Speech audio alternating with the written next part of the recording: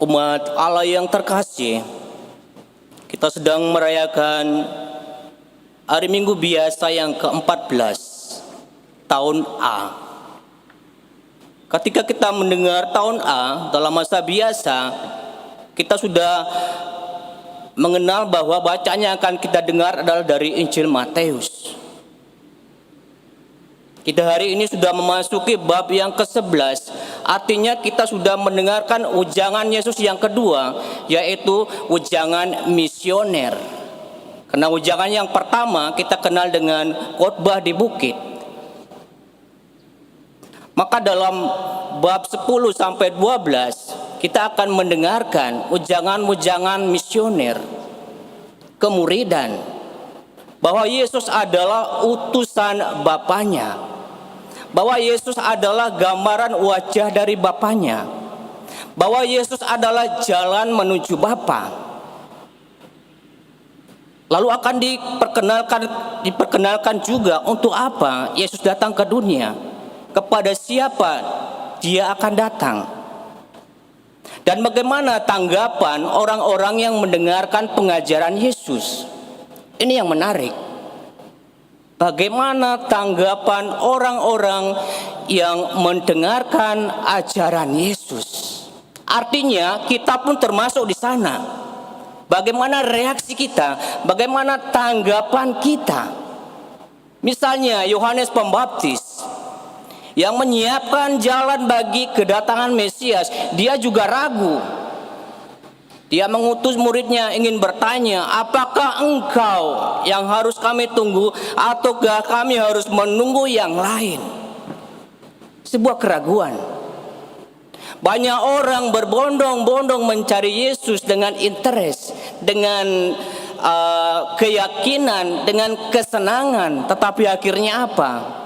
Setelah mendengar kata-kata Yesus, mereka balik mundur.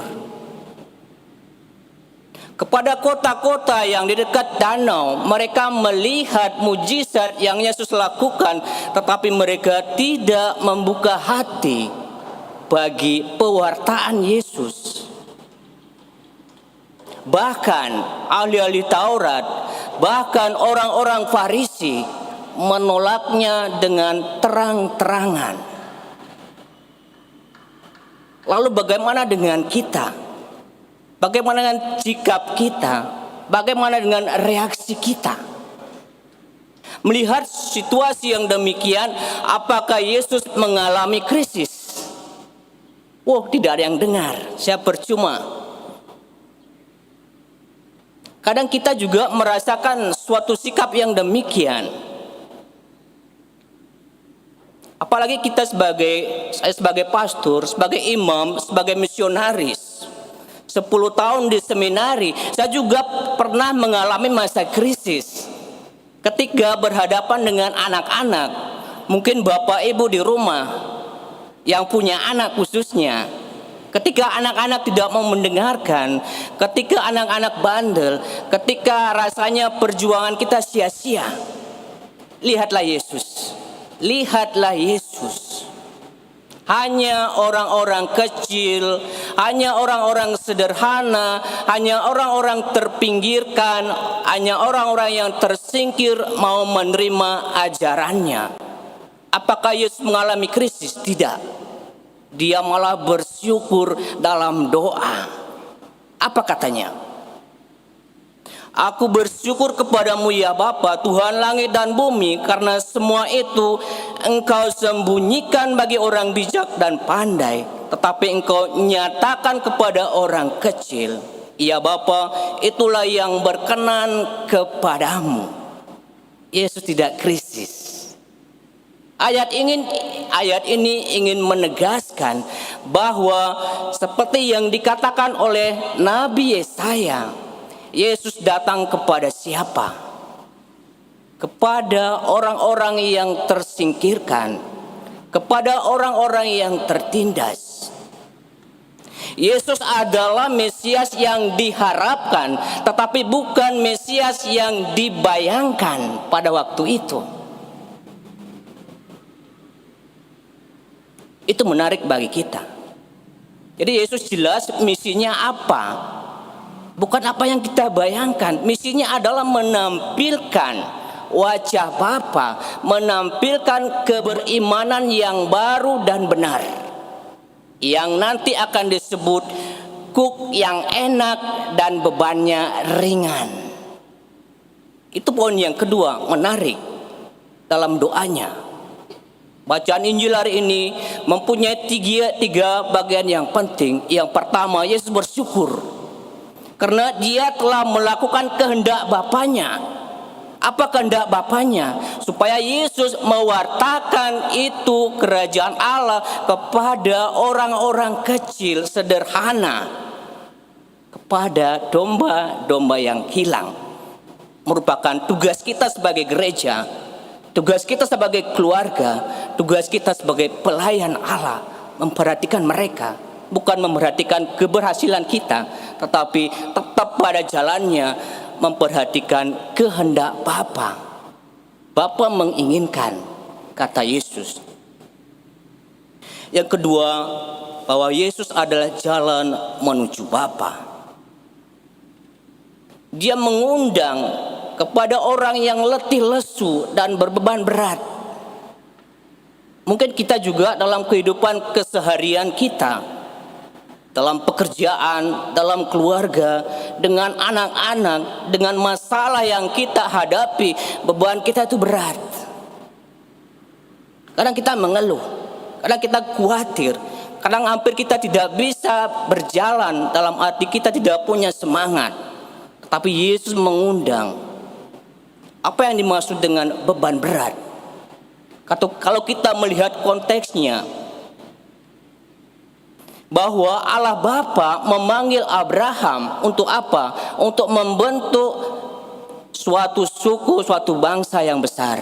Lalu bangsa itu melalui Musa dikasih hukum Taurat, diikat dengan perjanjian, dengan hukum-hukum dan perintah-perintah. Jadi jelas kekudusan bagi mereka adalah mematuhi semua aturan hukum-hukum yang jumlahnya ribuan. Kalau ingin menjadi kudus silakan, mau tidak mau harus mematuhi semuanya, titik dan koma. Berat. Siapa yang bisa? Yesus menawarkan sesuatu yang baru, sesuatu yang lebih enak dan ringan. Karena kuk yang kupasang adalah ringan dan enak, bebannya ringan. Apakah kuk yang kupasang itu? Apakah benar kuk dan pengajaran Yesus itu ringan? Tidak. Itu lihat salib. Kadang berat. Kalau kita melihat orang-orang yang bekerja di tempat-tempat orang lepra, di tempat orang-orang yang sakit, para dokter misalnya pada saat-saat COVID ini berat. Berat sekali. Tetapi saya ingat apa yang dikatakan oleh Santa Teresa dari Kalkuta. Saya senang akan pekerjaan saya. Saya bergembira, bersuka cita karena saya bisa melayani mereka. Karena apa? Karena saya mencintai mereka. Jelas pengajaran baru, kuk baru yang mau diletakkan Yesus di pundak kita adalah belas kasihan, pengampunan, kerahiman, dan cinta kasih. Itu yang membuat enak, itu yang membuat ringan. Sebuah pengajaran baru. Bayangkan suami istri yang hidup satu rumah tanpa cinta, tanpa mengampuni, tanpa berbagi. Berat, tidak enak, tidak ringan. Jadi jelas pesan Yesus bagi kita dalam kehidupan keagamaan kita. Yang pertama-tama kita kembali kepada Yesus, karena Yesus adalah jalan kita satu-satunya untuk menuju Bapa. Kembali kepada Yesus itu artinya jelas bahwa kita harus hidup dalam cinta kasih. Kita harus hidup dalam pengampunan. Kita harus hidup dalam belas kasih satu dengan yang lain. Itu yang membuat segala sesuatu mungkin. Itu yang membuat segala sesuatu menjadi enak dan ringan. Itulah kuk Yesus, itulah pengajaran Yesus tentang keselamatan. Kita mohon kepada Tuhan dalam minggu biasa yang ke-14 ini, kita semakin mengasihi, saling mengasihi satu sama lain. Karena Yesus bukan saja menjadi gambaran wajah Allah, tetapi Dia nyatakan dalam kehidupannya mencintai kita sampai salib pun tidak terasa berat baginya. Karena apa? Karena Dia mencintai kita. Seorang ibu yang mencintai anaknya, seorang bapak yang mencintai anaknya, mengasuh mereka tidak berat karena mereka menaruh cinta dan belas kasihan. Semoga